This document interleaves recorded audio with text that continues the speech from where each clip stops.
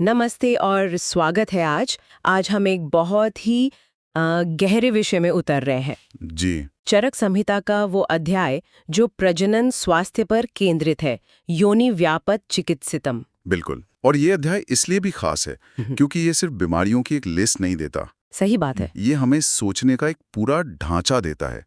मतलब कैसे हमारा खाना पीना, हमारी आदतें और यहाँ तक कि हमारी भावनाएं, जैसे चिंता और डर। हाँ, ये सब सीधे तौर पर हमारे प्रजनन स्वास्थ्य को प्रभावित करती हैं। ये आयुर्वेद के उस समग्र दृष्टिकोण का आप कह सकते हैं सबसे अच्छा उदाहरण है। ठीक है, तो चलिए इसे परत दर परत खोलते हैं।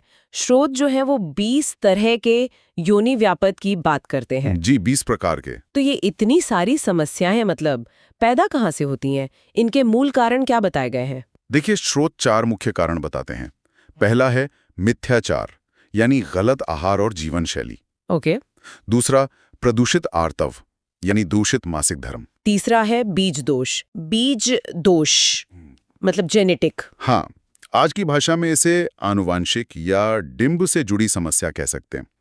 और चौथा कारण थोड़ा दिलचस्प है, दैव। इसका मतलब भाग्य या कर्म। हाँ, ये बात आज के श्रोताओं को थोड़ी अजीब लग सकती है ना? लग सकती है, बिल्कुल।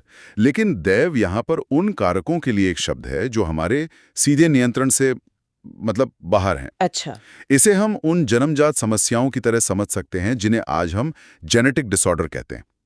ये आयुर्वेद का एक तरह से यह स्वीकार करना है कि कभी-कभी तमाम कोशिशों के बावजूद कुछ चीजें होती हैं। ये दिलचस्प है। तो इन 20 प्रकारों में क्या कोई एक दोष, वात, पित्त या कफ है जो ज्यादातर समस्याओं के लिए जिम्मेदार है? हाँ, और यही इस अध्याय का एक मुख्य सार है। 20 में से 11 विकार सीधे सीधे वात दोष के बिगड़ने से होते हैं। 11 मतलब आधे से ज्यादा? जी, और बाकियों में भी वात की भूमिका होती ही है। इससे पता चलता है कि प्रजनन प्रणाली के लिए वात का संतुलन कितना जरूरी है। तो अगर हम लक्षणों को देखें तो ये वात, पित्त और कफ का असंतुलन शरीर में दिखता कैसे है? बिल्कुल स्पष्ट रूप से।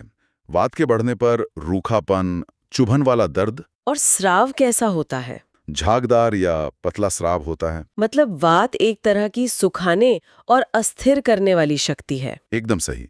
वहीं पित्त, जो अग्नि का प्रतीक है, उसके बढ़ने पर जलन, सूजन, बुखार, इन्फेक्शन जैसे लक्षण। हाँ, और दुर्गंध युक्त स्राव जैसे लक्षण दिखते हैं। और कफ में खुजली, चिपचिपा स्राव और भारीपन महसूस होता है। स्रोतों में कुछ विकारों के नाम बहुत अनोखे हैं। जैसे एक नाम मैंने पढ़ा, सूचीमुखी। सूचीमुखी, हाँ। ये सिर्फ एक मेडिकल टर्म जैसा नहीं लगता। आपने बिल्कुल सही पकड़ा। सूचीमुखी का मतलब है कि गर्भावस्था के दौरान माँ के गलत खानपान की वजह से। अच्छा, माँ के खानपान से। जी, माँ के आहार की वजह से गर्भ में पल रही कन्या के जननांग का मुख सुई की तरह संकीर्ण हो जाता है। कमाल है, वो उस वक्त ये कनेक्शन बना रहे थे। बिल्कुल। इसी तरह अतिचरण का मतलब है अत्यधिक संभोग से वात का बढ़ना, जिससे दर्द और सूजन हो। हर नाम के पीछे एक कारण छिपा है। तो फिर इन सभी समस्याओं के लिए इलाज का मूल सिद्धांत क्या है? सिद्धांत बहुत तार्किक और दोष पर आधारित है। वात के रूखेपन और दर्द को कम करने के लिए स्नेहन यानी तेल लगाना और स्वेदन यानी सिकाई करना। ओके। पित्त की गर्मी और जलन को शांत करने के लिए शीत चिकित्सा। और कफ के लिए? और कफ के भारीपन और चिपचिपेपन को दूर करने के लिए रूक्ष यानी सूखी और उष्ण यानी गर्म चिकित्सा। मूल विचार है, जो दोष बढ़ गया है उसके विपरीत गुणों वाली चिकित्सा दो। तो ये जो दोष को शांत करने का मूल विचार है, क्या यही सिद्धांत पुरुषों के प्रजनन स्वास्थ्य के मामलों में भी लागू होता है, जिसे श्रोत शुक्र दोष कहते हैं? बिल्कुल, ये आयुर्वेद का एक सार्वभौमिक सिद्धांत है। पुरुषों में शुक्र दोष या वीर्य के दूषित होने के कारण भी वही हैं। मिथ्याचार यानी गलत जीवन शैली, अत्यधिक मैथुन, मानसिक तनाव, चिंता, डर। ये सब भी। हाँ, और यहाँ तक कि मल मूत्र जैसे प्राकृतिक वेगों को रोकना, ये सभी कारण शरीर में दोषों को असंतुलित करते हैं और उसका सीधा असर शुक्र धातु पर पड़ता है। स्रोतों में 8 तरह के शुक्र दोष बताए गए हैं। इसका मतलब ये सिर्फ स्पर्म काउंट या मोटिलिटी की बात नहीं है। नहीं, बिल्कुल नहीं। आयुर्वेद तो वीर्य के गुण और स्वभाव को देख रहा है। क्या वो झागदार है, क्या वो सूखा है, क्या उसमें गंध है। हाँ, तो क्या हम ये कह सकते हैं कि वीर्य की गुणवत्ता को पुरुष के संपूर्ण स्वास्थ्य का एक सीधा रिपोर्ट कार्ड माना जाता था? आपने पूरी बात का सार बता दिया। ये सिर्फ संख्या का खेल नहीं, गुणवत्ता का है। ग्रंथ वीर्य के 8 दोष बताते हैं: फेनिल, तनु, रूक्ष, विवर्ण, पूती। और एक आपने बताया था अवसादी। जी, अवसादी, यानी जो पानी में डूब जाए। ये बड़ा अजीब गुण लगता है। इसका क्या महत्व है? कोई चीज डूब रही है या तैर रही है, इससे स्वास्थ्य का क्या लेना देना? यह असल में वीर्य के घनत्व और पोषण क्षमता को मापने का एक बहुत ही सरल लेकिन गहरा तरीका है। स्वस्थ वीर्य को घनम यानी गाढ़ा होना चाहिए। अगर वीर्य पानी में डालने पर डूब जाता है तो ये इस बात का संकेत है कि वह पौष्टिक तत्वों से भरपूर है और गर्भ धारण करने में सक्षम है। बिल्कुल। और अगर वो तैरता रहता है तो ये दिखाता है कि उसमें सार की कमी है।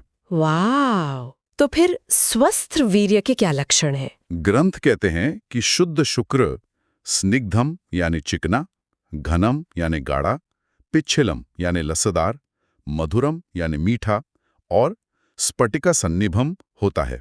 क्रिस्टल जैसा सफेद और पारदर्शी। जी, ये सभी गुण उसके पोषण और जीवन देने की क्षमता को दर्शाते हैं। और अगर ये दोष मिलते हैं तो इलाज कैसे होता है? इलाज का लक्ष्य शुक्र धातु को पोषण देना और दोषों को संतुलित करना है। इसके लिए वाजीकरण औषधियां, जीवनीय घृत, च्यवनप्राश और शिलाजीत जैसे रसायन दिए जाते हैं। और एक बहुत ही खास चिकित्सा का जिक्र है बस्तिकर्म। बस्तिकर्म मतलब मेडिकेटेड एनेमा। जी, ये दिलचस्प है। वीर्य की गुणवत्ता से जुड़ी समस्या के लिए इलाज का रास्ता बड़ी आंच से होकर जाता है। इसके पीछे क्या तर्क है? इसके पीछे एक बहुत गहरा सिद्धांत है। आयुर्वेद के अनुसार पक्वाशय या कोलन वात दोष का मुख्य स्थान है। अच्छा, वात का घर। हाँ, और हमने देखा कि ज्यादातर प्रजनन विकारों की जड़ में वात दोष ही होता है। तो बस्ती के माध्यम से जब हम सीधे वात के घर में जाके उसे संतुलित करते हैं तो उसका प्रभाव पूरे शरीर पर पड़ता है। मतलब आप जड़ पर काम कर रहे हैं, पत्तियों पर नहीं। बिल्कुल। शुक्र दोष का सीधा संबंध क्लैब्या या नपुंसकता से भी है। इस पर ग्रंथ क्या कहते हैं? चरक ने क्लैब्य के 4 मुख्य प्रकार बताए हैं। बीजोपघातज यानी वीर्य की कमी या आनुवांशिक कारणों से। ठीक है। दूसरा ध्वजभंगज, जो सीधे तौर पर स्तंभन दोष यानी इरेक्टाइल डिस्फंक्शन से जुड़ा है। तीसरा जराज यानी वृद्धावस्था के कारण। और शुक्रक्षयज, अत्यधिक मैथुन से वीर्य के खत्म हो जाने के कारण। और क्या ये सभी ठीक हो सकते हैं? मतलब क्या ग्रंथ अपनी सीमाओं को भी स्वीकार करते हैं? बिल्कुल। ग्रंथ बहुत स्पष्ट रूप से बताते हैं कि कुछ अवस्थाएं असाध्य हैं यानी लाइलाज हैं। जैसे अगर ध्वजभंग किसी चोट की वजह से हुआ हो या बीजोपघात जन्मजात हो तो उसे ठीक करना संभव नहीं माना गया। तो वो हर चीज का इलाज करने का दावा नहीं करते थे? नहीं, वो वास्तविकता को स्वीकार करते थे। चलिए, महिलाओं से जुड़े एक और महत्वपूर्ण विकार पर वापस आते हैं। प्रदर यानी अत्यधिक मासिक स्राव। ये होता कैसे? इसकी प्रक्रिया क्या है? इसकी प्रक्रिया, जिसे संप्राप्ति कहते हैं, सीधे आहार से शुरू होती है।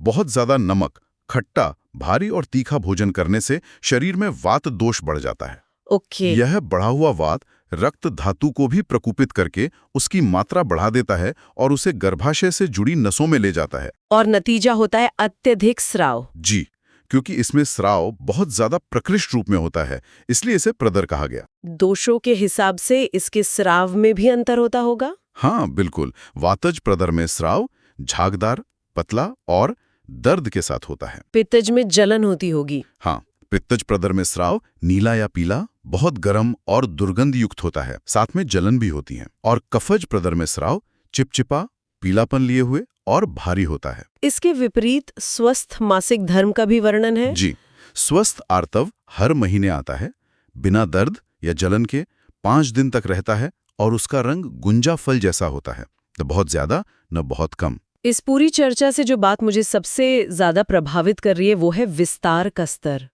ये सिर्फ ये नहीं कह रहा कि संतुलन बिगड़ गया है, ये स्राव के रंग, उसकी गंध, उसके गाढ़ेपन, दर्द के प्रकार, हर छोटी से छोटी चीज के आधार पर वर्गीकरण कर रहा है। आपने सही कहा। ये निदान की एक अविश्वसनीय रूप से सूक्ष्म प्रणाली है। और ये हमें चिकित्सा के कुछ बड़े सिद्धांतों की ओर ले जाता है।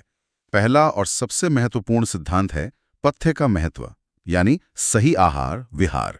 ग्रंथ साफ कहते हैं कि औषधि तभी काम करती है जब सही भोजन किया जाए। दूसरा एक सिद्धांत है अनुक्त व्याधि चिकित्सा। इसका क्या मतलब है? इसका मतलब है अनकहे रोगों का इलाज। अच्छा, अनकहे रोग। हाँ, मतलब अगर कोई ऐसी बीमारी सामने आ जाए जिसका नाम ग्रंथों में नहीं लिखा है, तो भी उसकी चिकित्सा की जा सकती है। आपको बस रोगी के दोष, दूष्य और लक्षणों को समझना है और उसके आधार पर इलाज की योजना बनानी है। ये तो आयुर्वेद को बहुत लचीला विज्ञान बनाता है। बिल्कुल, एक गतिशील और लचीला विज्ञान। और एक आखिरी सिद्धांत जिसने मुझे सोचने पर मजबूर किया, वो है औषध सेवन काल, मतलब दवा देने का समय। जी, पर यह सिर्फ सुबह शाम दवा लेना नहीं है। तो फिर ये उससे कहीं ज्यादा गहरा है।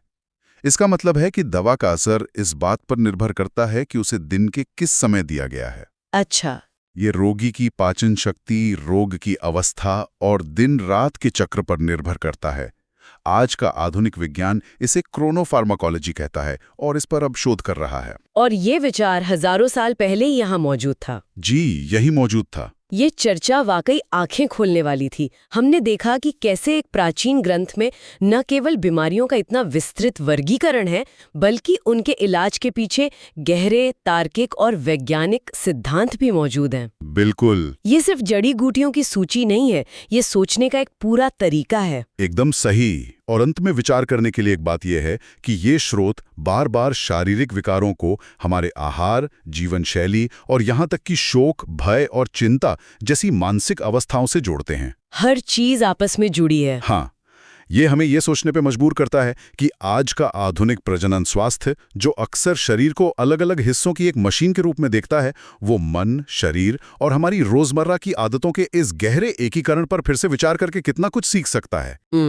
सवाल ये नहीं है कि पुराना बनाम नया क्या है, बल्कि ये है कि क्या हम संपूर्ण स्वास्थ्य को देखने की समग्र दृष्टि को फिर से अपना सकते हैं।